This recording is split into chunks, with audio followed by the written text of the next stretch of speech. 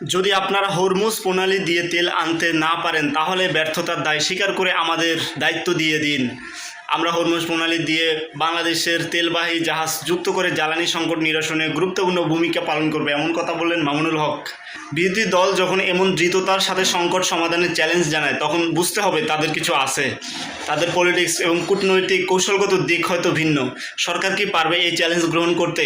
রাজনীতির মাঠে কেবল কথা নয়, কাজের প্রতিযোগিতা হওয়া উচিত। যেটা আমরা দেখি শুধু কথা লড়াই হয় সংসদে, কাজ কিছুই না। তো যারা এভাবে চ্যালেঞ্জ জানাতে পারে তাদেরকে ক্ষমতায় দেওয়া দরকার। তারা কীভাবে সংকট নিরসন করতে পারে। আর জামাতের রয়েছে কূটনৈতিকভাবে খুবই ভালো দক্ষতা আছে, সেটা আমরা দেখতে পারি চীনের সাথে এবং ইরানের সাথে। কারণ ইরানে যখন এই সংকট, তখন সরকারের পক্ষ থেকে কোনো মন্তব্য বা কোনো বিবৃতি দেওয়া হয়নি, কিন্তু বাংলাদেশ জামায়াত ইসলাম সেটার মন্তব্য দিয়েছে, নিন্দা জানাইছে এবং তাদের সাথে সবসময় থাকে। যার কারণে চায়নার সরকার সবসময় তাদের সাথে থাকে। কয়েকদিন আগে আমরা দেখছি যে চায়নার কূটনৈতিকরা বাংলাদেশের জামাত ইসলামের বিভিন্ন প্রোগ্রামে তাদেরকে অনেক কিছু দিয়ে হেল্প করে। তো চিন্তা করেন, তারা যদি ক্ষমতায় থাকতো তাহলে এই সংকটগুলো হতো না, যেটা তেলের সংকট, খনিজ সংকট, যেসব জ্বালানি সংকটগুলো হচ্ছে সেটা অ্যাটলিস্ট হতো না। সেই বিশ্বাস আছে আমাদের।